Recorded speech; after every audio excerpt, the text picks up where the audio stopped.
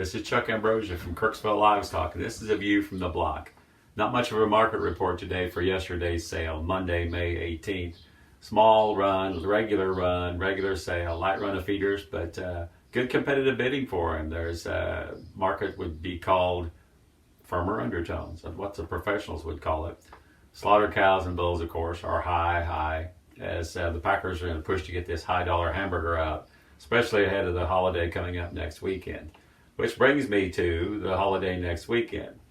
Next Monday would ordinarily be a sale here at Kirksville Livestock, but we've taken the holiday off. There will be no sale here Monday, May 25th, observed Memorial Day. So take that day.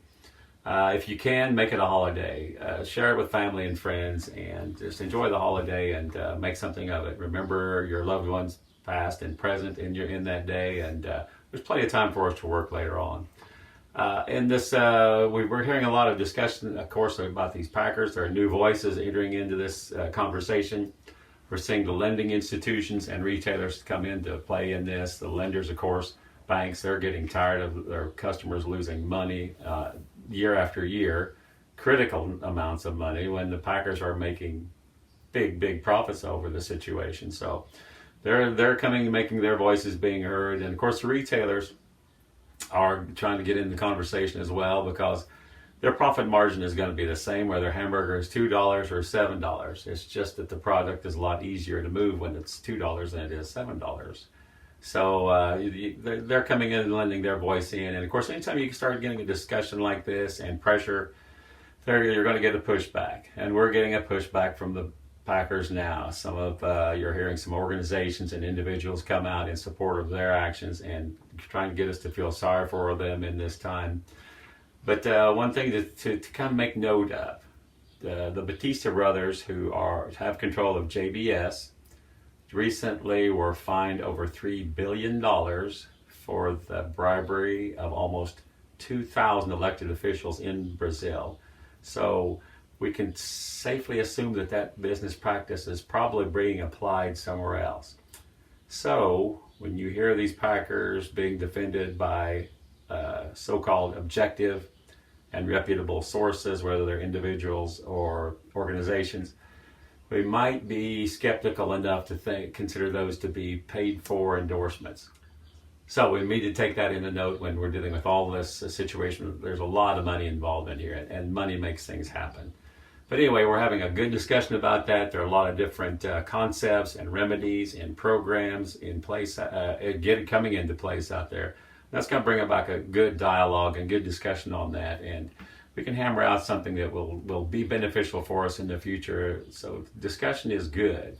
Of course, I think we just need to bust them up, break them up. Let's trust bust them. They're too big. They have too much control. They have the means to manipulate about every program or concept that we come out there if they're still at the same size they are. So let's just break them up. We allowed them to get this big. Let's reverse the trend and take them back a little. And while we're on the topic, we might as well take some reform to the mercantile exchange. Let's keep that $2 a day limit kind of in mind, and no expanded limits.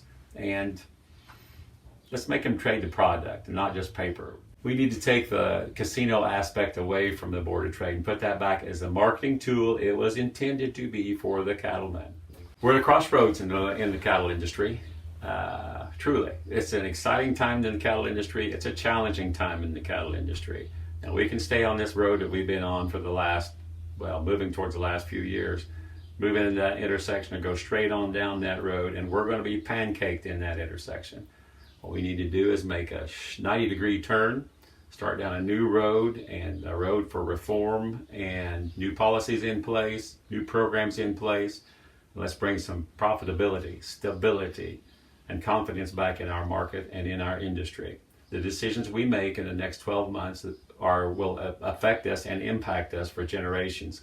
But we can get it right, and we need to get it right. So keep this a topic of conversation next weekend when you're gathering for these holiday gatherings with family and friends. Keep that a topic for conversation, of one of many you'll have. And when you're flipping those burgers and turning those delicious steaks, always keep in mind, beef is king. This is Chuck Ambrosia from Kirksville Livestock, and this is a view from the block.